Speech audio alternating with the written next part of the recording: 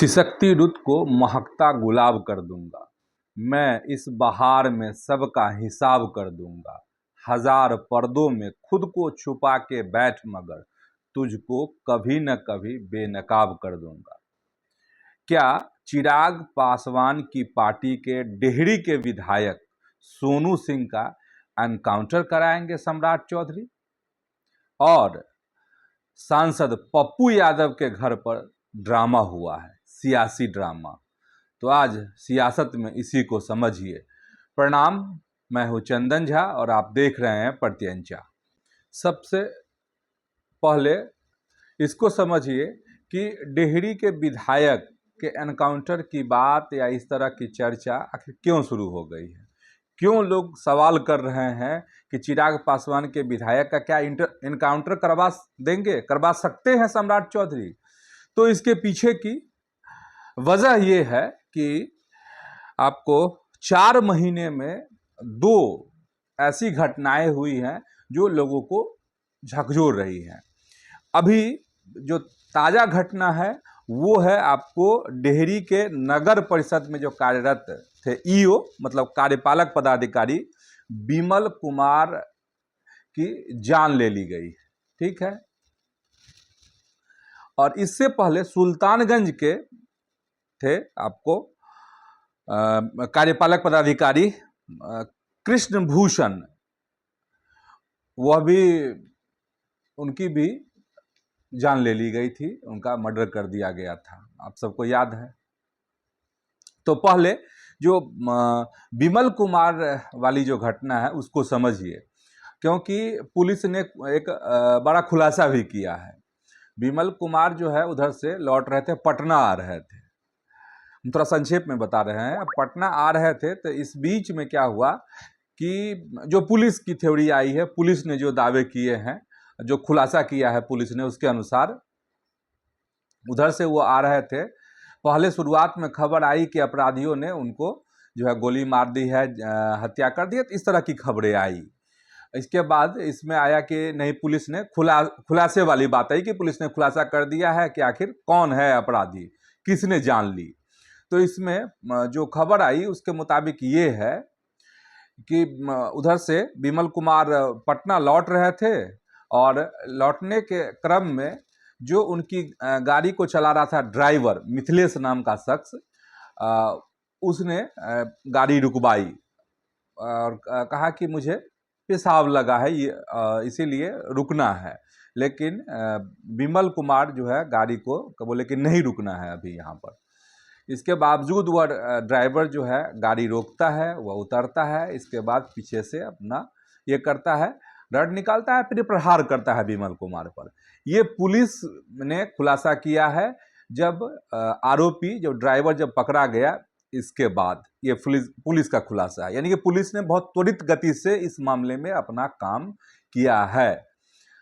अब ये है कि जैसे ही इस बात की जानकारी मिली बिमल कुमार के परिजनों को, तो उनकी पत्नी ने एक बड़ा आरोप लगाया। और पत्नी ने आरोप ये लगाया कि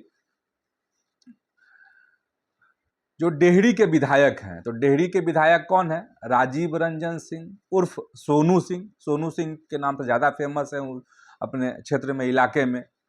और ये चिराग पासवान की पार्टी लोक जनशक्ति पार्टी रामविलास के विधायक है। तो उनकी पत्नी ने, बिमल कुमार की पत्नी ने आरोप लगाया कि विधायक जो है वहाँ के डेहरी के, वो लगातार जो है बिमल कुमार पर दबाव बना रहे थे कि 50 लाख रुपया हमको चाहिए।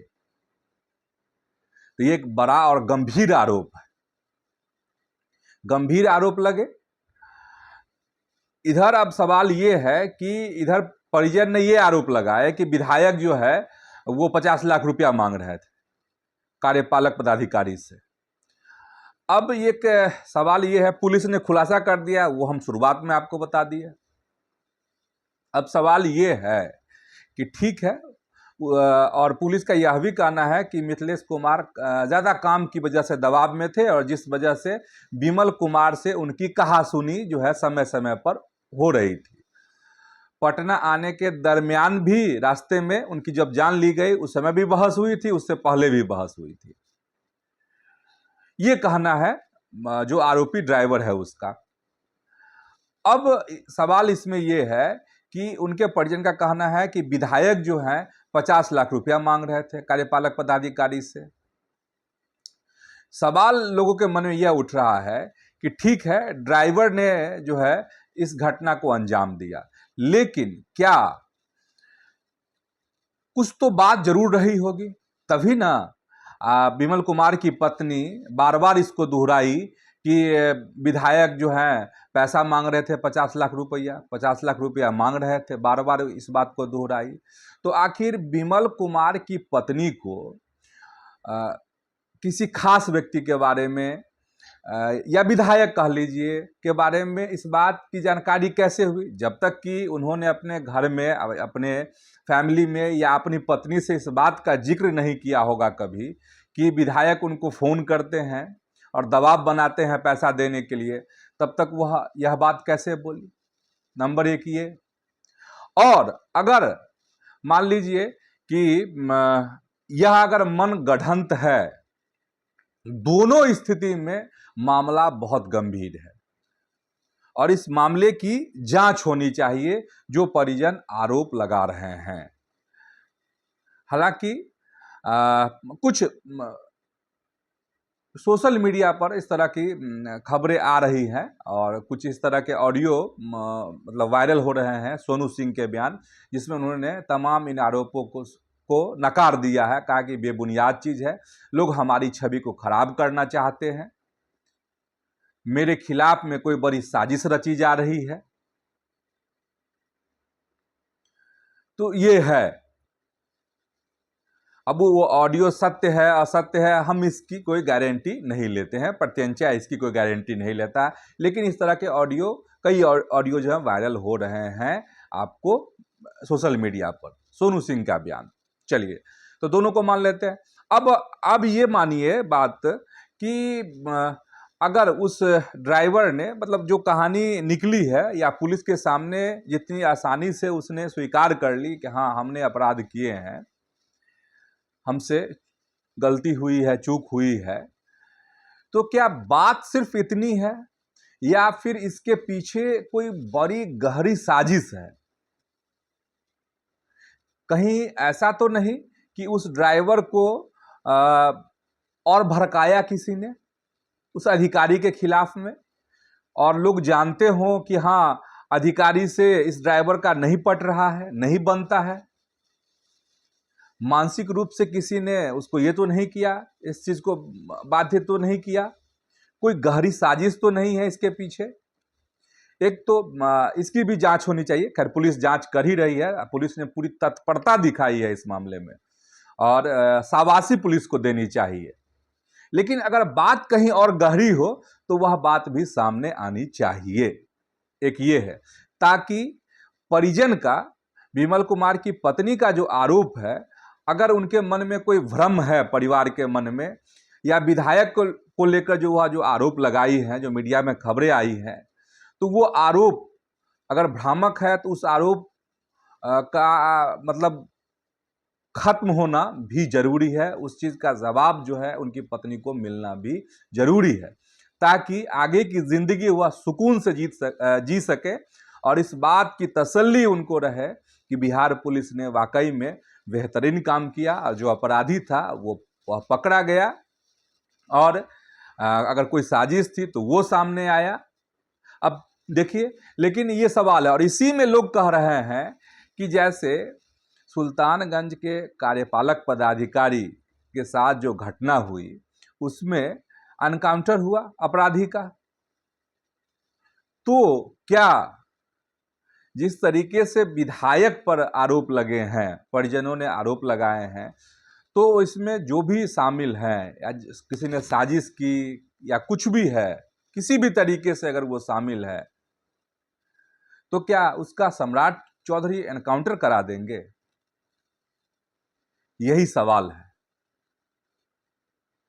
और ये गूंज रहा है सवाल। या फिर खास लोगों के लिए कोई खास नियम कानून और कायदा है? तो लोग अपने तरीके से चर्चा कर रहे हैं, लोग इस पर बात कर रहे हैं, लेकिन मुझे लग रहा है कि पुलिस ने बहुत शानदार काम किया है, लेकिन जो परिवार का सवाल है या बिहार के लोगों के मन में जो सवाल पैदा हो रहे हैं, उन सवालों का भी जवाब मिलना चाहिए।